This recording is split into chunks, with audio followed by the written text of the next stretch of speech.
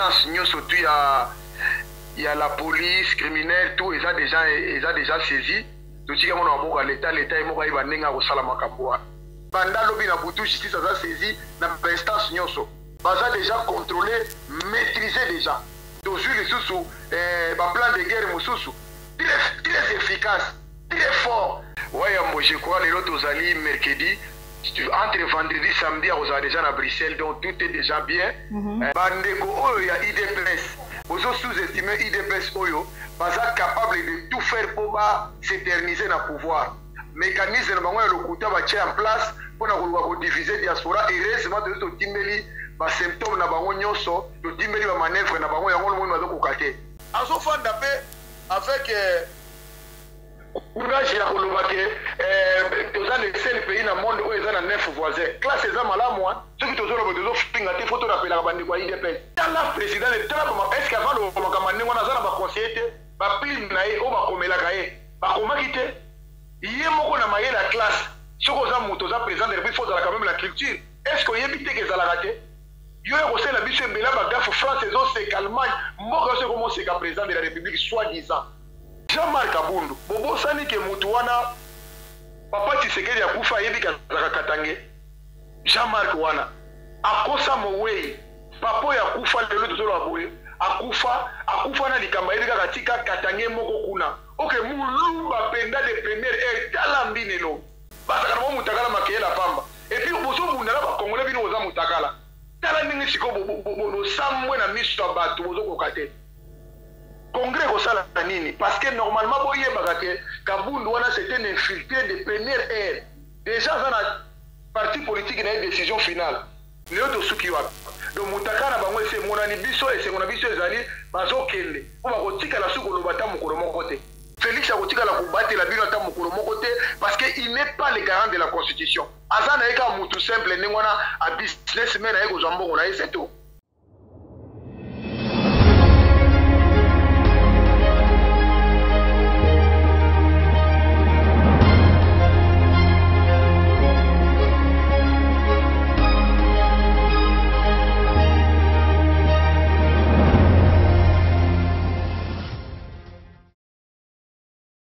Bande Kobalandi applique la télévision, la chaîne de vérité, la chaîne qui vous informe en temps réel. Botenabino, vous allez belé, vous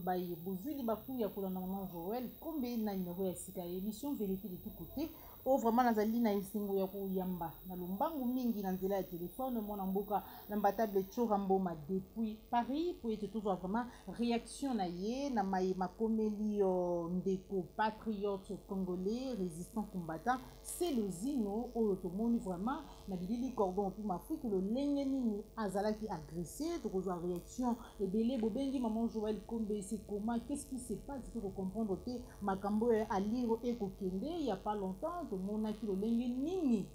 accident oyo salamaki oyo mona mboka na biso ndeko odongo asilaki vraiment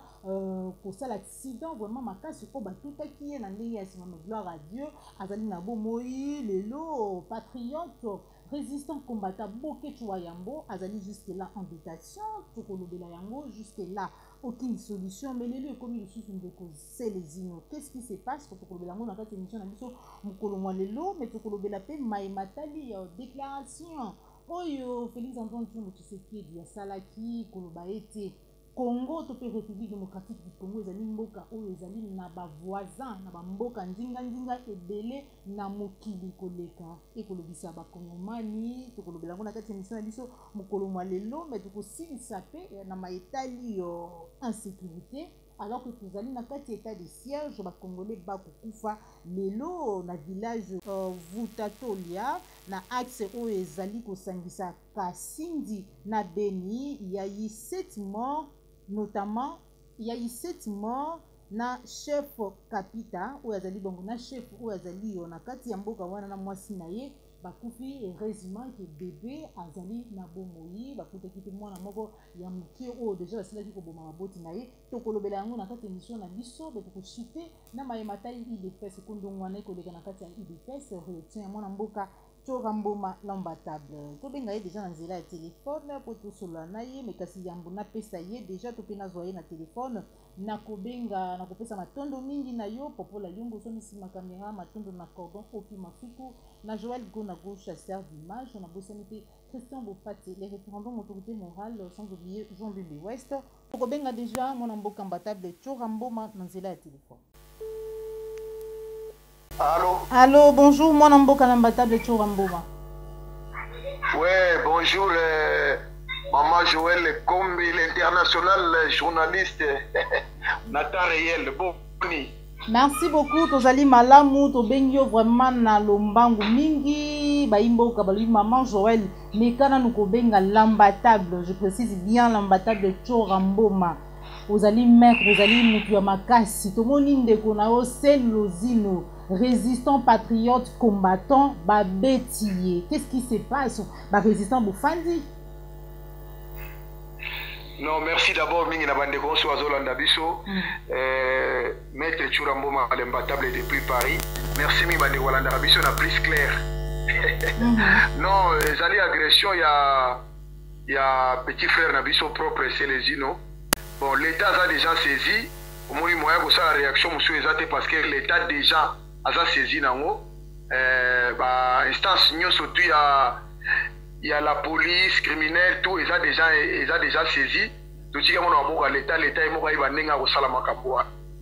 Babi bakoma kote la binoti na niveau yo dossier wa yambona nesilité ba menoir ezali belé mais quand on comprend c'est là après procès bokende ki dernièrement oyo toyoki a liro makambo komi kozwa on dirait procès longo administratif et kokoma pénal mwana mboka Tchora Mboma. Oui, normalement bato nyoso bazolanda ngai wa yambo je crois lelo tozali mercredi. Entre vendredi et samedi, on est déjà à Bruxelles, donc tout est déjà bien.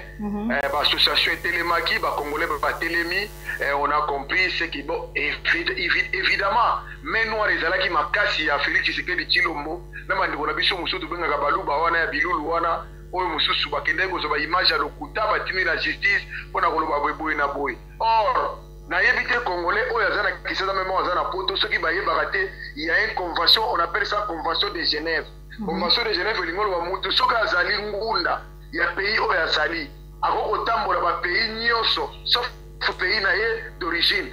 akokota kuna te donc bukecho ya mbaza sujet belge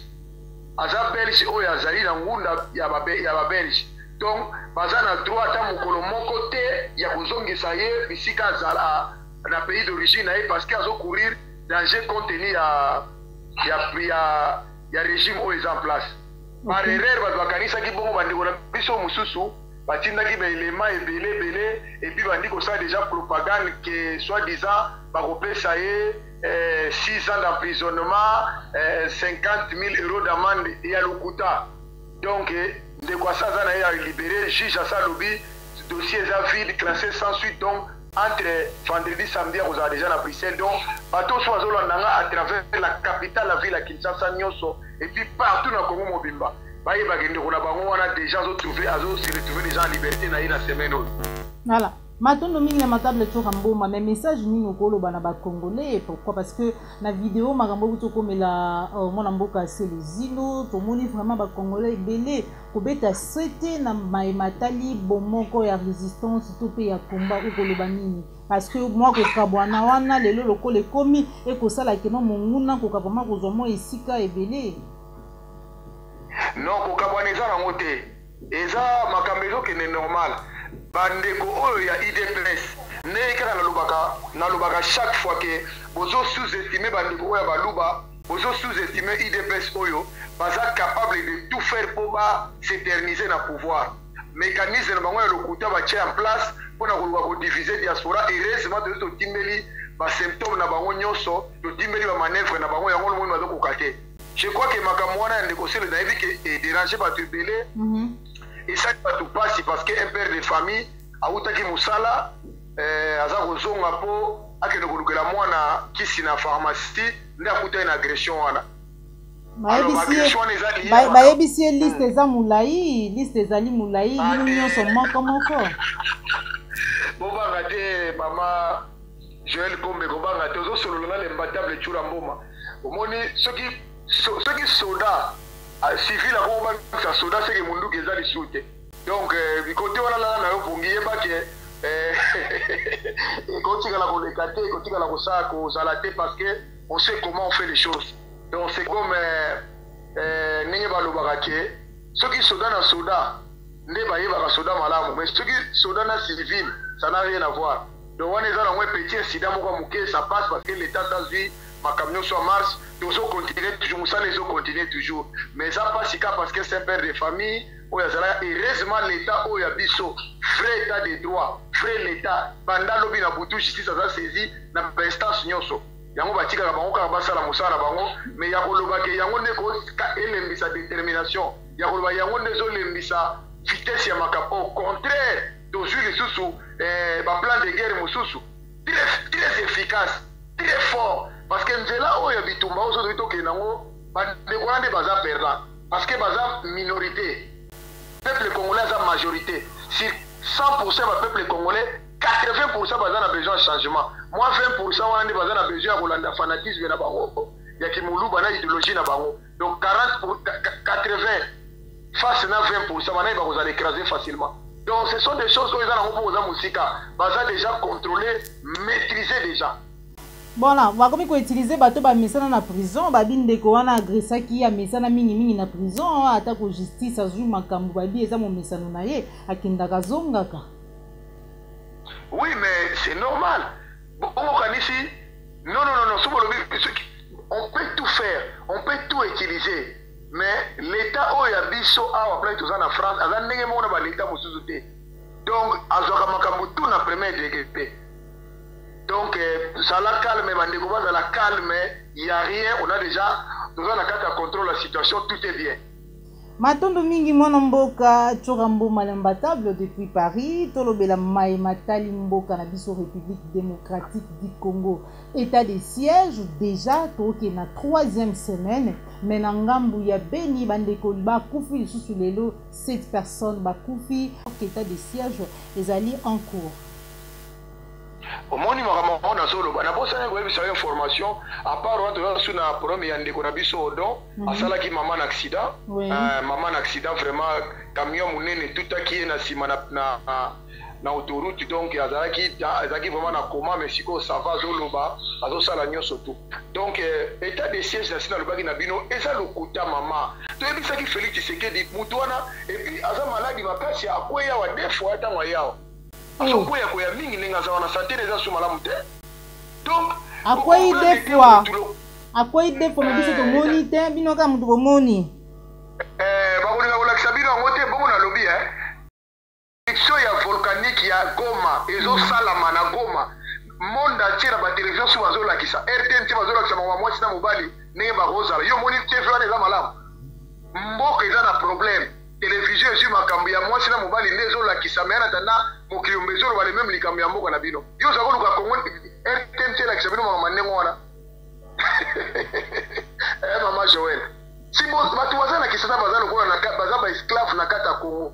donc ozosentir télévision nationale ekóma nango ondie secte moko boye ondie chaîne ya mopapa bakokoloba vérité te donc état de siège mama tozopase temps pour rien nalobaki bien comment bokozwa bato basala bacrime bato baboma bato na Goma baboma bato na Ituri bozongisi bango lisu bokomisi bango bachef de guerre non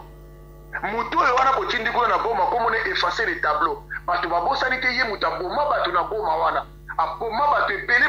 na este wana nyonso tu mais lelo akomi l'homme de la situation comment omoni Félix Tshisekedi ozolobake aza na pouvoir te azocontinue toujours babavire na bandeko na ye oyo barwandais. Est-ce que Mamadou Ndala sala mama na terreur kuna na est azalaki rebelle? Est-ce que Mbouza Mabe asala échauffement na est wana? Est-ce que azalaki rebelle? Pona nini na kati armée do toloba na kati armée na biso tozaka na ba civil tozaka na ba to basala na bango armée te ba eko koma ba général ba colonel ou comment Bon, ceux qui sont là, comment on va bateau basali guerre, baya kokoma wana. Ndenge général Mayela lubaka chaque fois phrase na yo pour bosana te. Ceux qui bomoni guerre ezo si la te na mboka, c'est que ba colonel, ba général na ba konza mboka bazana guerre. Yango lelo to moni. Yango lelo to moni mama. Bonjour que le connaissez. Yo so moni batu batie état de siège premier. Tala na mozoro wana ke na ebisi kuno ke mokonza mboka na bino soit disant azokoya kwa maladie ya mingi mingi ya tension bozoboya. Batu oyo batindaki bango bakende le même jour batindaki oyo akende Goma akende Ituri basali contraire oyo Ituri ke Goma oyo Goma ke Ituri. Donc même président de la République même bateau a signé papier haute autorité ya bateau kwa kolomaka malamu te.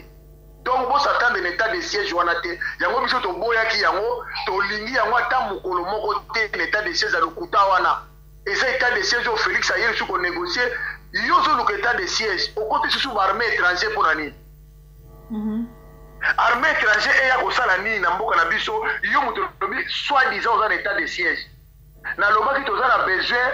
ya ba to ba aider biso état de siège te to za na besoin armée na biso ba doté yango na ba équipement sophistiqué ba futa soldat comment dirais-je va foutre même 1000 à 1500 dollars ou 2000 dollars qui on négocie là ba appuyer aérienne ba luki ba mise ya ke na ko benga ba ni ba avion ba rwandais et ba ngolais pour ya ko bangisa kabila mais so ba avion on est sala ki meeting aérienne ke ne ko na est tout va finir pourquoi ce ko ça peuple congolais bazana ki s'attendre ngwana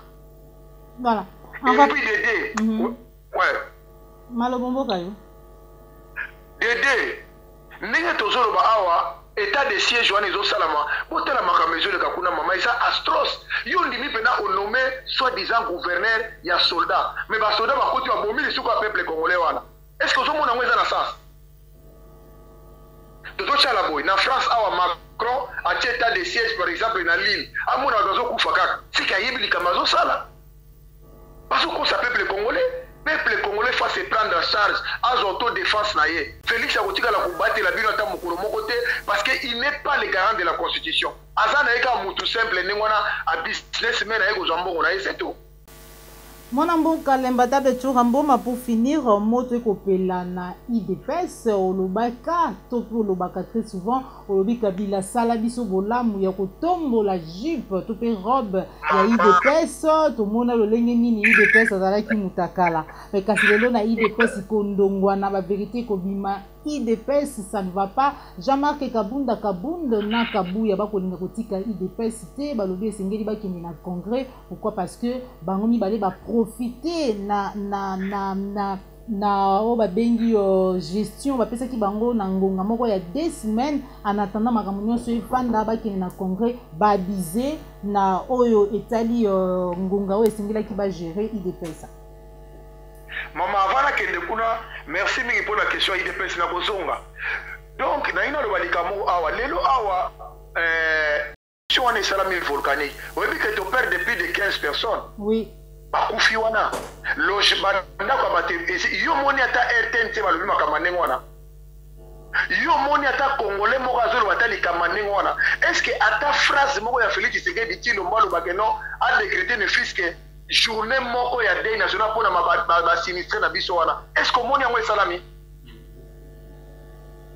est-ce que moni ata mokolo moko ce que ezalaki ya ba voisin nde Félix Tshisekedi ayeko tcha deuil national 3 jours na Congo 2 jours na Congo pona ba voisin bongo ekomeli biso et puis bazoloba na biso nini Kagame afungoli ba frontière pona bandeko wana bakota non olandi ba image bazolakisa bino ya Congo ta la image ya ba français to ya ba mboka mosusu balakisa bino bato bazokima de sorte oyo bakimi kuna na Kigali kuna bazali banyamurenge oyo Félix aloye baza bandeko na ye bakabandeko na ye nde bakimi kuna na ba oyo baza ba originel ya biso ya Goma bazokima nzela ya Sud Kivu bakimi de groupe bazokosa bino na Kisasa groupe oyo ekoti kuna na Rwanda eza banyamurenge oyo bazongine na mboka na bango epa ndeko na bango Félix. Donc Félix ba congolais ya solo bango bazokima na Sud Kivu bazoke na nzela ya sud yango no moni tozana soi-disant président de la République yango na lobaki Félix Tshisekedi makambo na zolo na Belgique oyo nyonso tu bato bazaka na Belgique balukela biso makambo azofanda pe avec courage ya koloba ke toza le seul pays na monde oyo eza na 9 voisins classe eza malamu soki tozoloba tozofinga te fo tolapelaka bandeko ya idps tala azobosana Brésil eza na 10 frontières na bato toloba kutu bachine te toloba baallemagne te bafrance te bafrontière eza ebele